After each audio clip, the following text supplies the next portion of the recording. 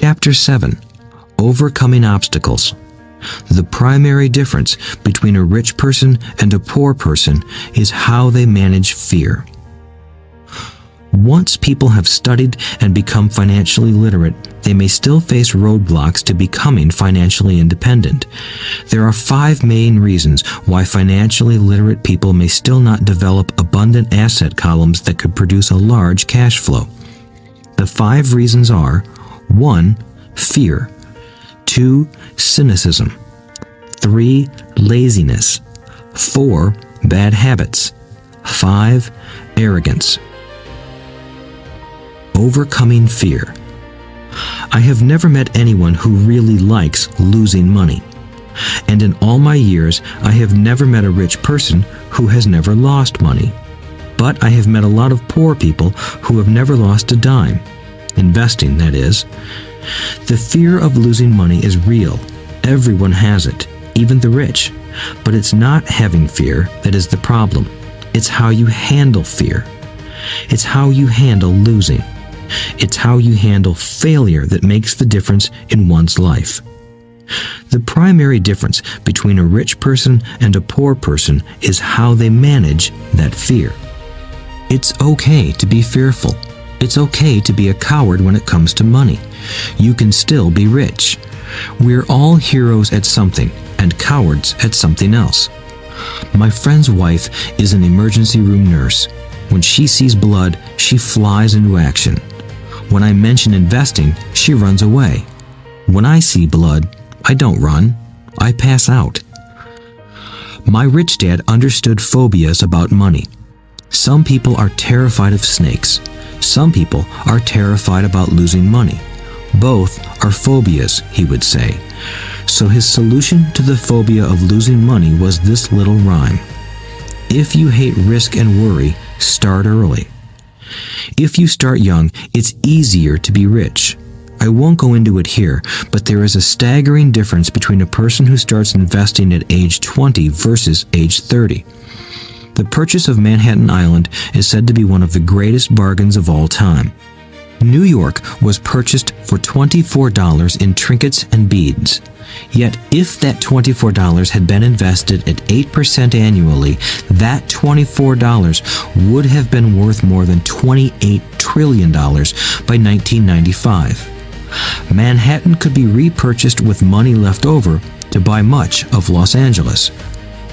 But what if you don't have much time left or would like to retire early? How do you handle the fear of losing money? My poor dad did nothing. He simply avoided the issue, refusing to discuss the subject. My rich dad, on the other hand, recommended that I think like a Texan. I like Texas and Texans, he used to say. In Texas, everything is bigger. When Texans win, they win big. And when they lose, it's spectacular. They like losing? I asked. That's not what I'm saying. Nobody likes losing. Show me a happy loser, and I'll show you a loser, said Rich Dad. It's a Texan's attitude toward risk, reward, and failure I'm talking about. It's how they handle life. They live it big. Not like most of the people around here, living like roaches when it comes to money, terrified that someone will shine a light on them, and whimpering when the grocery clerk shortchanges them a quarter. Rich Dad went on, what I like best is the Texas attitude. They're proud when they win, and they brag when they lose.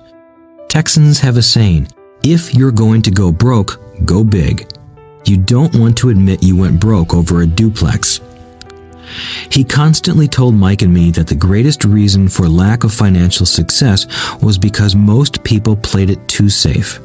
People are so afraid of losing that they lose, were his words. Fran Tarkenton, a one-time great NFL quarterback, says it still another way. Winning means being unafraid to lose. In my own life, I've noticed that winning usually follows losing. Before I finally learned to ride a bike, I first fell down many times. I've never met a golfer who has never lost a golf ball. I've never met people who have fallen in love who have never had their heart broken. And I've never met someone rich who has never lost money. So for most people, the reason they don't win financially is because the pain of losing money is far greater than the joy of being rich. Another saying in Texas is, everyone wants to go to heaven, but no one wants to die. Most people dream of being rich, but are terrified of losing money, so they never get to heaven. Rich Dad used to tell Mike and me stories about his trips to Texas. If you really want to learn the attitude of how to handle risk, losing, and failure, go to San Antonio and visit the Alamo. The Alamo is a great story of brave people who chose to fight, knowing there was no hope of success. They chose to die instead of surrendering. It's an inspiring story, worthy of study. Nonetheless, it's still a tragic military defeat. They got their butts kicked. So, how do Texans handle failure? They still shout, "Remember the Alamo." Mike and I heard this story a lot. He always told us this story when he was about to go into a big deal and he was nervous. After he had done all his due diligence and it was time to put up or shut up, he told us this story. Every time he was afraid of making a mistake or losing money, he told us this story. It gave him strength, for it reminded him that he could always turn a financial loss into a financial win. Rich Dad knew that failure would only make him stronger and smarter. It's not that he wanted to lose. He just knew who he was and how he would take a loss. He would take a loss and make it a win. That's what made him a winner and others losers. It gave him the courage to cross the line when others backed out. "That's why I like Texans so much," he would say. "They took a great failure and turned it into inspiration, as well as a tourist destination that makes them millions." But probably his words that mean the most to me today are these: Texans don't bury their failures. They get inspired by them. They take their failures and turn them into rallying cries. Failure inspires Texans to become winners. But that formula is not just the formula for Texans. It is the formula for all winners. I've said that falling off my bike was part of learning to ride. I remember falling off only made me more determined to learn to ride, not less. I also said that I have never met a golfer who has never lost a ball. For top professional golfers, losing a ball or a tournament provides the inspiration to be better, to practice harder, to study more. That's what makes them better. For winners, losing inspires them. For losers, losing defeats them. I like to quote John D. Rockefeller, who said, "I always tried to turn every disaster into an opportunity."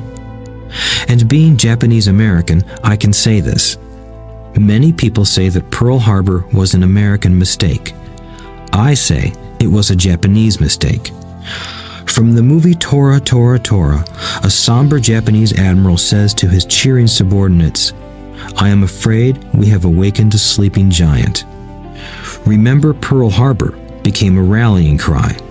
It turned one of America's greatest losses into the reason to win. This great defeat gave America strength, and America soon emerged as a world power. Failure inspires winners, and failure defeats losers. It is the biggest secret of winners. It's the secret that losers do not know. The greatest secret of winners is that failure inspires winning. Thus, they're not afraid of losing. Repeating Fran Tarkenton's quote, "Winning means being unafraid to lose." People like Fran Tarkenton are not afraid of losing because they know who they are. They hate losing, so they know that losing will only inspire them to become better. There is a big difference between hating losing and being afraid to lose. Most people are so afraid of losing money that they lose. They go broke over a duplex. Financially, they play life too safe and too small. They buy big houses and big cars, but not big investments. The main reason that over 90% of the American public struggles financially is because they play not to lose. They don't play to win. They go to their financial planners or accountants or stockbrokers and buy a balanced portfolio. Most have lots of cash in CDs, low-yield bonds, mutual funds that can be traded within a mutual fund family, and a few individual stocks. It is a safe and sensible portfolio, but it is not a winning portfolio. It is a portfolio of someone playing not to lose. Don't get me wrong, it's probably a better portfolio than more than 70% of the population has, and that's frightening. It's a great portfolio for someone who loves safety. But playing it safe and balanced on your investment portfolio is not the way successful investors play the game.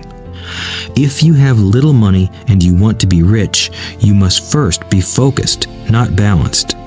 If you look at any successful person, at the start, they were not balanced. Balanced people go nowhere. They stay in one spot. To make progress, you must first go unbalanced. Just look at how you make progress walking. Thomas Edison was not balanced. He was focused. Bill Gates was not balanced. He was focused. Donald Trump is focused. George Soros is focused. George Patton did not take his tanks wide. He focused them and blew through the weak spots in the German line. The French went wide with the Maginot Line, and you know what happened to them. If you have any desire to be rich, you must focus. Do not do what poor and middle-class people do, put their few eggs in many baskets. Put a lot of your eggs in a few baskets and focus. Follow one course until successful. If you hate losing, play it safe. If losing makes you weak, play it safe. Go with balanced investments. If you're over 25 years old and are terrified of taking risks, don't change. Play it safe, but start early. Start accumulating your nest egg early because it will take time. But if you have dreams of freedom, of getting out of the rat race, the first question to ask yourself is, how do I respond to failure? If failure inspires you to win, maybe you should go for it, but only maybe. If failure makes you weak or causes you to throw temper tantrums, like spoiled brats who call attorneys to file lawsuits every time something doesn't go their way, then play it safe. Keep your daytime job, or buy bonds or mutual funds. But remember, there is risk in those financial instruments also, even though they may appear safe. I say all this, mentioning Texas and Fran Tarkenton, because stacking the asset column is easy. It's really a low-aptitude game. It doesn't take much education. 5th grade math will do. But building your asset column is a game in which attitude plays a major role. It takes guts, patience, and a great attitude toward failure. Losers avoid failing, and failure turns losers into winners. Just remember the Alamo. Overcoming cynicism. The sky is falling. The sky is falling. Most of us know the story of Chicken Little, who ran around warning the barnyard of impending doom. We all know people who are that way. There's a Chicken Little inside each of us. As I stated earlier, the cynic is really a little chicken. We all get a little chicken when fear and doubt cloud our thoughts. All of us have doubts. I'm not smart. I'm not good enough. So-and-so is better than me. Our doubts often paralyze us. We play the what-if game. What if the economy crashes right after I invest? What if I lose control and I can't pay the money back? What if things don't go as I planned? Or we have friends or loved ones who will remind us of our shortcomings. They often say, "What makes you think you can do that? If it's such a good idea, how come someone else hasn't done it? That will never work. You don't know what you're talking about." These words of doubt often get so loud that we fail to act. A horrible feeling builds in our stomach. Sometimes we can't sleep. We fail to move forward. So we stay with what is safe, and opportunities pass us by. We watch life passing by as we sit immobilized with a cold knot in our body. We have all felt this at one time in our lives, some more than others. Peter Lynch of Fidelity Magellan Mutual Fund fame refers to warnings about the sky falling as noise, and we all hear it. Noise is either created inside our heads or comes from outside, often from friends, family, co-workers, and the media. Lynch recalls the time during the 1950s when the threat of nuclear war was so prevalent in the news that people began building fallout shelters and storing food and water. If they had invested that money wisely in the market, instead of building a fallout shelter, they'd probably be financially independent today. When violence breaks out in a city, gun sales go up all over the country. A person dies from rare hamburger meat in the state of Washington, and the Arizona Health Department orders restaurants to have all beef cooked well done. A drug company runs a TV commercial in February showing people catching the flu. Colds go up as well as sales of cold medicine. Most people are poor because when it comes to investing, the world is filled with Chicken Littles running around yelling, "The sky is falling, the sky is falling." And Chicken Littles are effective because every one of us is a little chicken. It often takes great courage to not let rumors and talk of doom and gloom affect your doubts and fears. But a savvy investor knows that the seemingly worst of times is actually the best of times to make money. When everyone else is too afraid to act, they pull the trigger and are rewarded. Some time ago, a friend named Richard came from Boston to visit Kim and me in Phoenix. He was impressed with what we had done through stocks and real estate.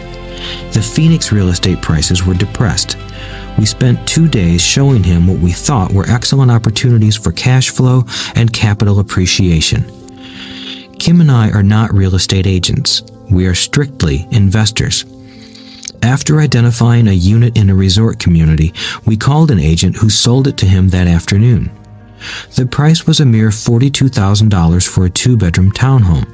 Similar units were going for $65,000. He had found a bargain. Excited, he bought it and returned to Boston. 2 weeks later, the agent called to say that our friend had backed out. I called immediately to find out why. All he said was that he talked to his neighbor, and his neighbor told him it was a bad deal. He was paying too much. I asked Richard if his neighbor was an investor. Richard said he was not. When I asked why he listened to him, Richard got defensive and simply said he wanted to keep looking. The real estate market in Phoenix turned, and a few years later, that little unit was renting for $1,000 a month, $2,500 in the peak winter months. The unit was worth $95,000. All Richard had to put down was $5,000, and he would have had a start at getting out of the rat race.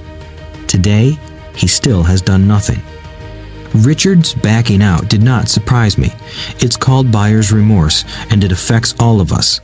The little chicken won, and a chance at freedom was lost. In another example, I hold a small portion of my assets in tax lien certificates instead of CDs. I earn 16% per year on my money, which certainly beats the interest rates banks offer on CDs. The certificates are secured by real estate and enforced by state law, which is also better than most banks. The formula they're bought on makes them safe. They just lack liquidity. So I look at them as 2 to 7 year CDs. Almost every time I tell someone that I hold my money this way, especially if they have money in CDs, they will tell me it's risky. They tell me why I should not do it. When I ask them where they get their information, they say from a friend or an investment magazine. They've never done it, and they're telling someone who's doing it why they shouldn't. The lowest yield I look for is 16%, but people who are filled with doubt are willing to accept a far lower return. Doubt is expensive.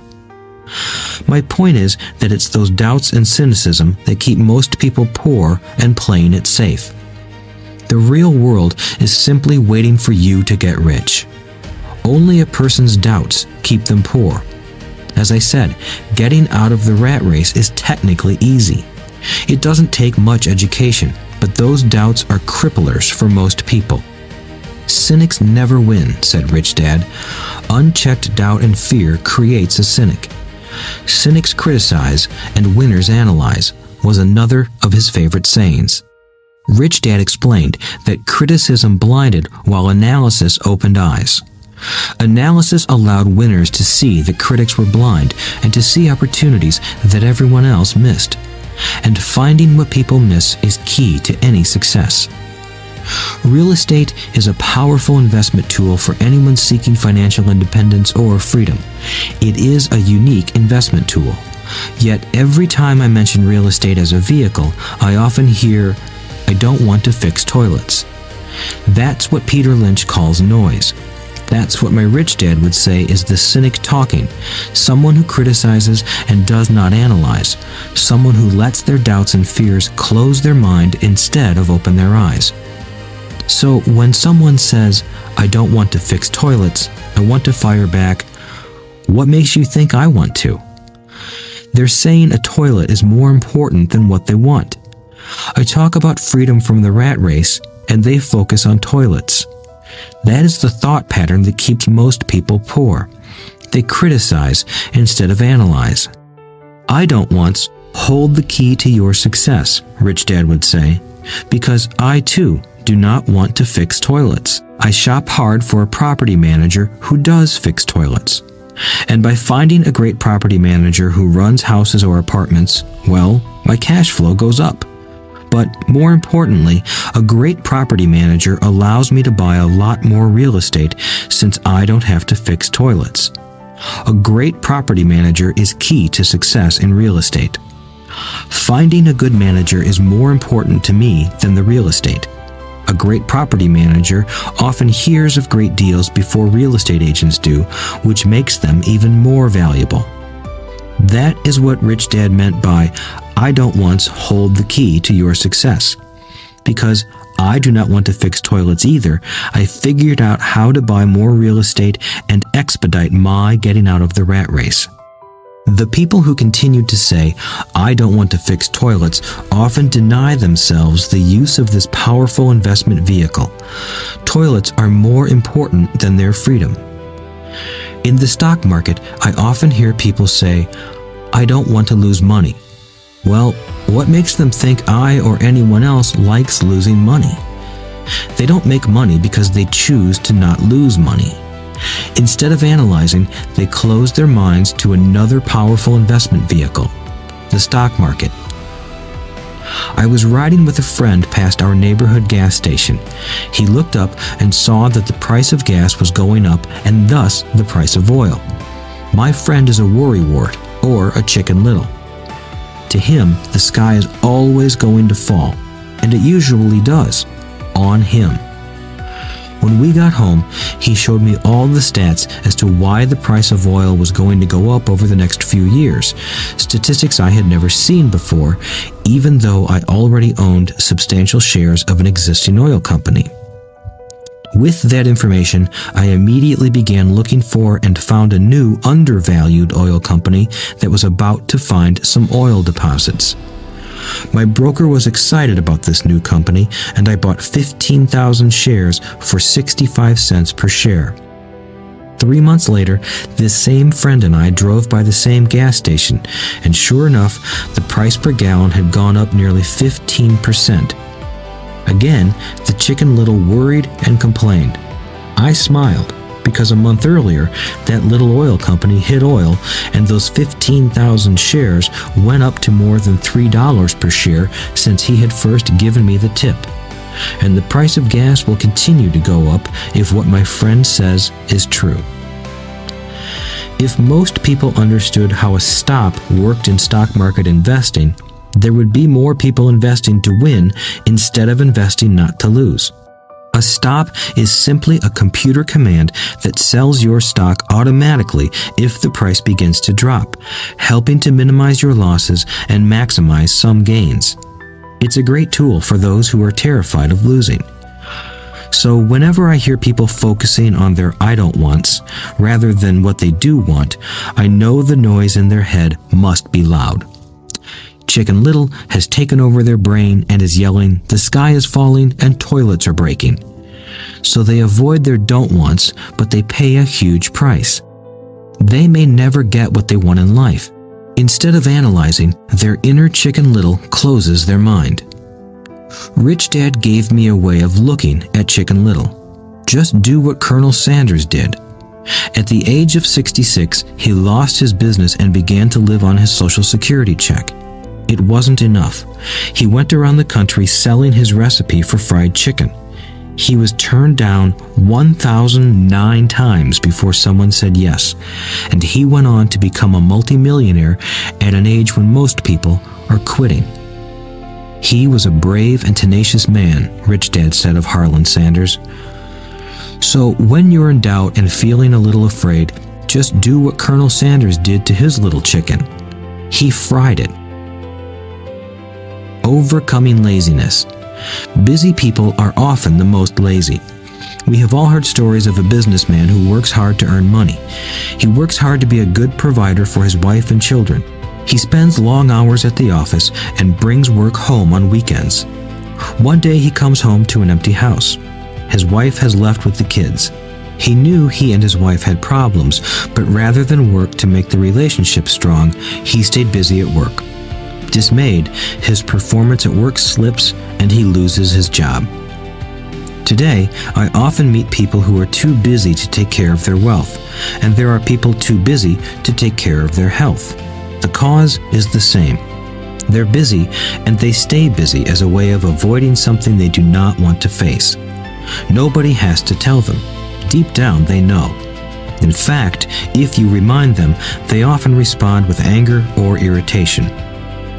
If they aren't busy at work or with the kids, they're often busy watching TV, fishing, playing golf, or shopping. Yet deep down, they know they are avoiding something important. That's the most common form of laziness. Laziness by staying busy. So, what is the cure for laziness? The answer is a little greed. For many of us, we were raised thinking of greed or desire as bad. Greedy people are bad people, my mom used to say, yet we all have inside of us this yearning to have nice, new, or exciting things. So to keep that emotion of desire under control, often parents find ways of suppressing that desire with guilt. You only think about yourself. Don't you know you have brothers and sisters? Was one of my mom's favorites. You want me to buy you what? Was a favorite of my dad. Do you think we're made of money? Do you think money grows on trees? We're not rich people, you know. It wasn't so much the words, but the angry guilt trip that went with the words that got to me. Or the reverse guilt trip was the I'm sacrificing my life to buy this for you. I'm buying this for you because I never had this advantage when I was a kid. I have a neighbor who is stone broke but can't park his car in his garage. The garage is filled with toys for his kids. Those spoiled brats get everything they ask for. I don't want them to know the feeling of want are his everyday words. He has nothing set aside for their college or his retirement, but his kids have every toy ever made. He recently got a new credit card in the mail and took his kids to visit Las Vegas. I'm doing it for the kids, he said with great sacrifice. Rich Dad forbade the words, I can't afford it. In my real home, that's all I heard. Instead, Rich Dad required his children to say, how can I afford it? He believed that the words, I can't afford it, shut down your brain. It didn't have to think anymore. How can I afford it opened up the brain and forced it to think and search for answers.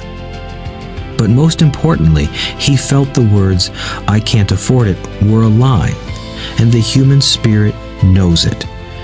The human spirit is very, very powerful, he would say. It knows it can do anything. By having a lazy mind that says, I can't afford it, a war breaks out inside you. Your spirit is angry, and your lazy mind must defend its lie. The spirit is screaming, come on, let's go to the gym and work out. And the lazy mind says, but I'm tired, I worked really hard today. Or the human spirit says, I'm sick and tired of being poor, let's get out there and get rich. To which the lazy mind says, rich people are greedy. Besides, it's too much bother. It's not safe. I might lose money. I'm working hard enough as it is. I've got too much to do at work anyway. Look at what I have to do tonight. My boss wants it finished by morning. I can't afford it also causes sadness, a helplessness that leads to despondency and often depression. How can I afford it opens up possibilities, excitement, and dreams. So Rich Dad was not so concerned about what we wanted to buy as long as we understood that how can I afford it creates a stronger mind and a dynamic spirit. Thus, he rarely gave Mike or me anything. He would instead ask, how can you afford it? And that included college, which we paid for ourselves. It was not the goal, but the process of attaining the goal that he wanted us to learn. The problem I see today is that there are millions of people who feel guilty about their desire or their greed. It's old conditioning from their childhood. While they desire to have the finer things that life offers, most have been conditioned subconsciously to say, I can't have that, or I'll never be able to afford that. When I decided to exit the rat race, it was simply a question of how can I afford to never work again? And my mind began to kick out answers and solutions. The hardest part was fighting my real parents' dogma. We can't afford that. Stop thinking only about yourself. Why don't you think about others? And other similar sentiments designed to instill guilt to suppress my greed. So, how do you beat laziness? Once again, the answer is a little greed. It's that radio station WIIFM, which stands for What's in it for me? A person needs to sit down and ask, what would my life be like if I never had to work again? What would I do if I had all the money I needed? Without that little greed, the desire to have something better, progress is not made. Our world progresses because we all desire a better life.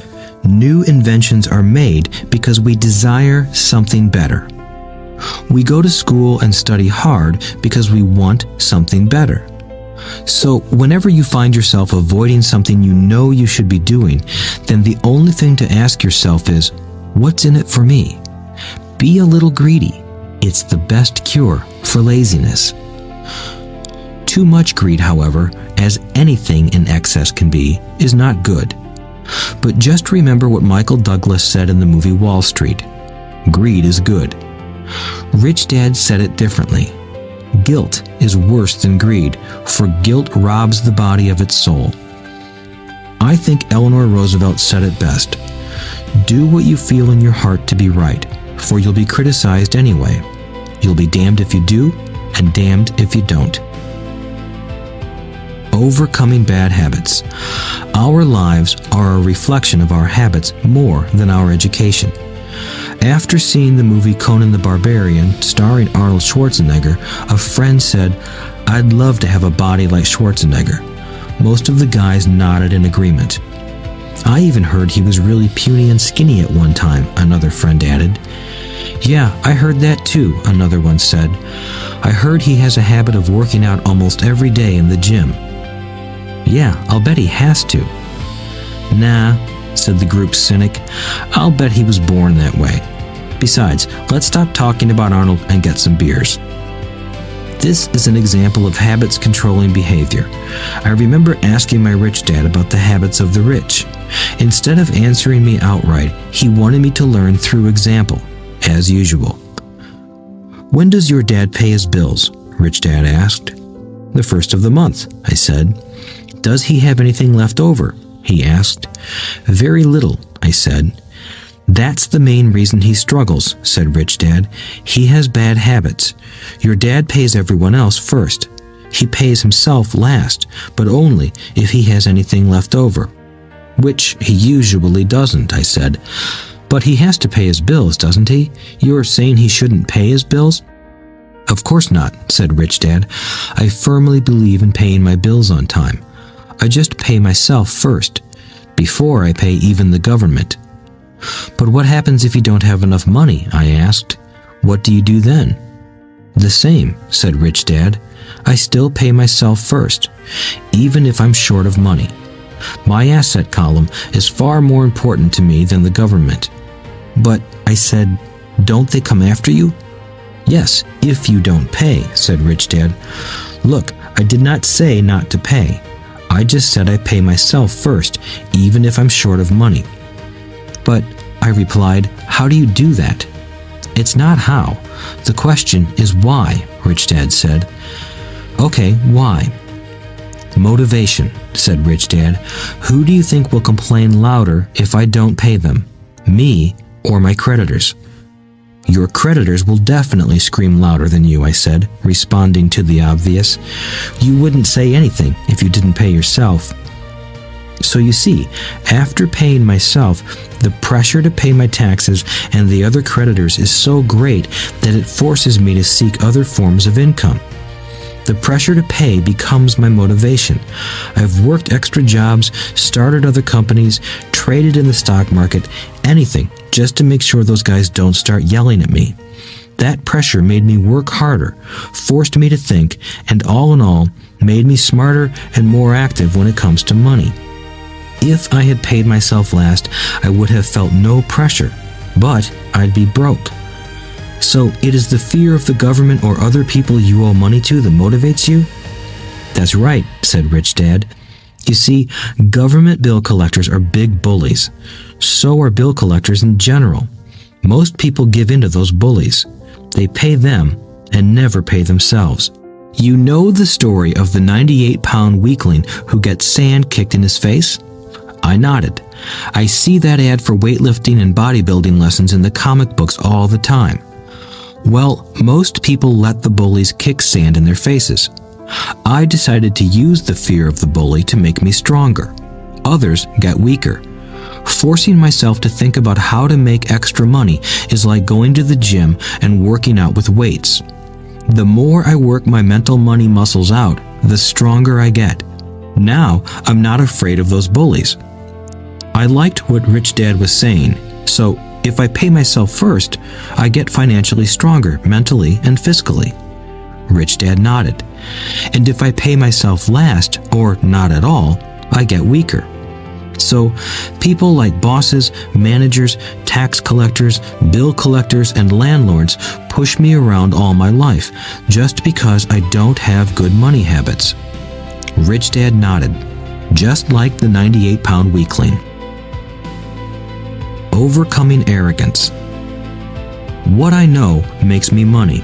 What I don't know loses me money. Every time I have been arrogant, I have lost money. Because when I'm arrogant, I truly believe that what I don't know is not important, Rich Dad would often tell me. I have found that many people use arrogance to try to hide their own ignorance. It often happens when I am discussing financial statements with accountants or even other investors. They try to bluster their way through the discussion. It is clear to me that they don't know what they're talking about. They're not lying, but they are not telling the truth. There are many people in the world of money, finances, and investments who have absolutely no idea what they're talking about. Most people in the money industry are just spouting off sales pitches like used car salesmen. When you know you are ignorant in a subject, start educating yourself by finding an expert in the field or a book on the subject.